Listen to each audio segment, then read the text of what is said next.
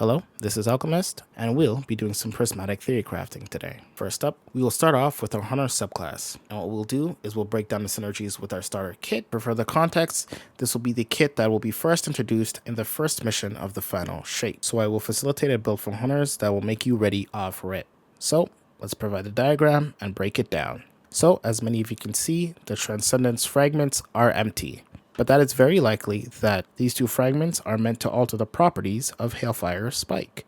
But with that out the way, let's continue. Starting with our aspects, we have Winter Shroud and Stylish Executioner. With the use of Winter Shroud, dodging will create a stasis field around you. This field will debuff nearby enemies with the slow stasis debuff. And Vanishing Executioner, when within a prismatic build, will activate when an enemy is debuffed. This will give the user invisibility. So we already have built-in synergy with our aspects already. This is further built upon with our abilities, as our melee Withering Blade provides us with even more slow debuff stacks, and our Swarm Grenade will scorch targets affected by it. So intrinsically, we already have 3 ways to turn invisible and pick away our targets with the Hunter subclass. Now is our exotics, and we have 2. Reason being is that our new exotic class item combines both aspects of certain exotics to get one new, essentially super exotic. The primary exotic of focus right now is Radiant Dance Machines.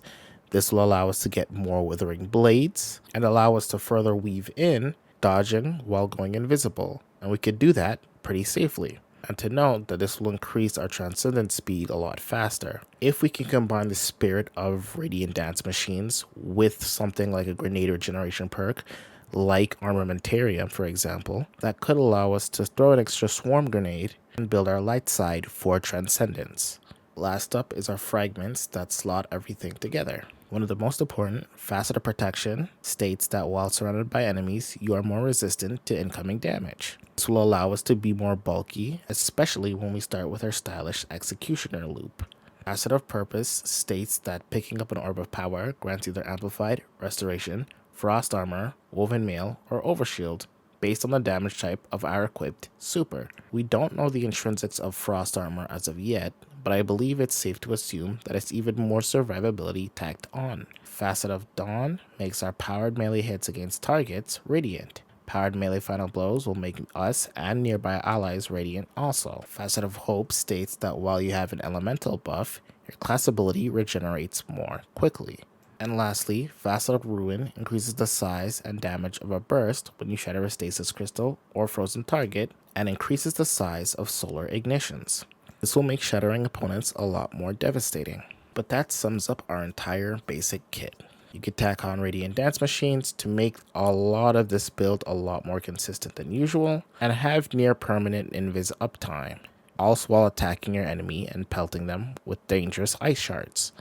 And whilst this is nice, I do believe we can do a lot better than what we have currently. So I believe we can bring out the other build.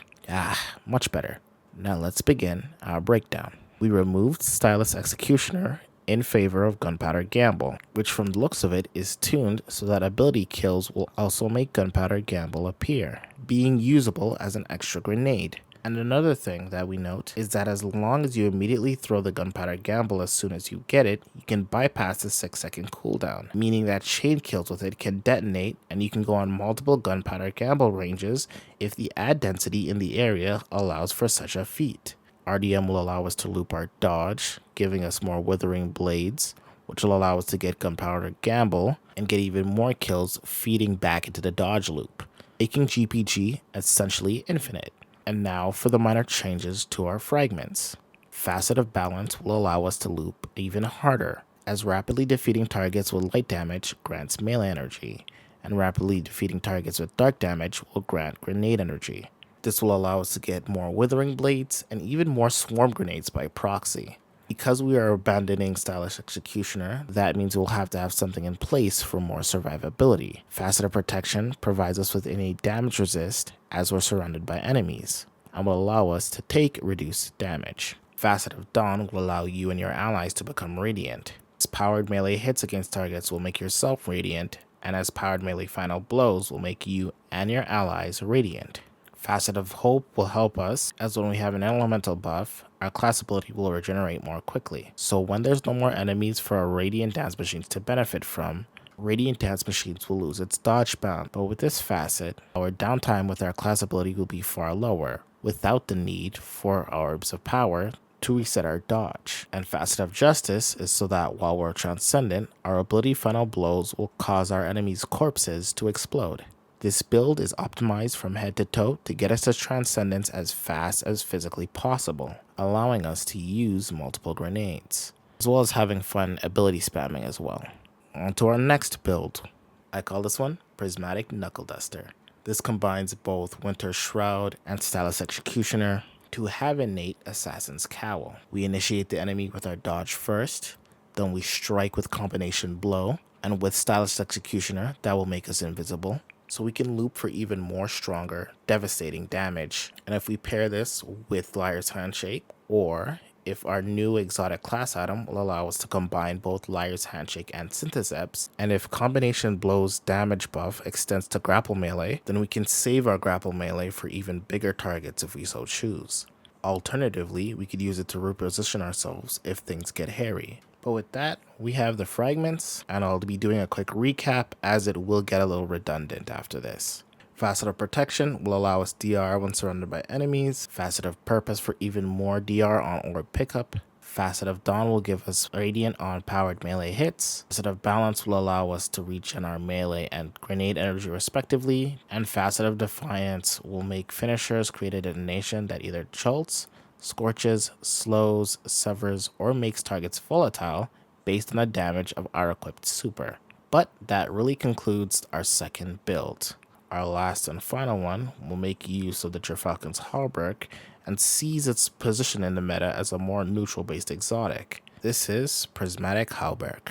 For starters, we're going with a different aspect than Winter Shroud, Threaded Spectre.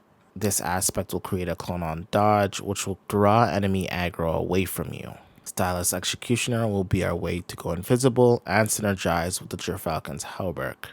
With a new facet, we can turn our Magnetic Grenade into a weaken effect grenade, allowing us to go invisible if it kills. But if not, the target's weakened and can be finished off with either our Combination Blow or our Void Weapon. Speaking of, we're using Combination Blow so that we have infinite Radiant uptime when partnered with Facet of Dawn. And our Deadfall Tether will allow for amazing cleanup afterwards. As for exotics, we have Gerfalcon's Hauberk, and if we can get the Volatile on the Gerfalcons, I would also like Death Throws on it as well if we use the Cowl. This is mostly a Gerfalcon's build. Facet of Protection for DR, Facet of Purpose for Overshield, Facet of Dawn for Melee Radiant. Facet of Balance will provide us with energy uptime in case perhaps either Combination Blow runs out or to lower our cooldown on our grenade.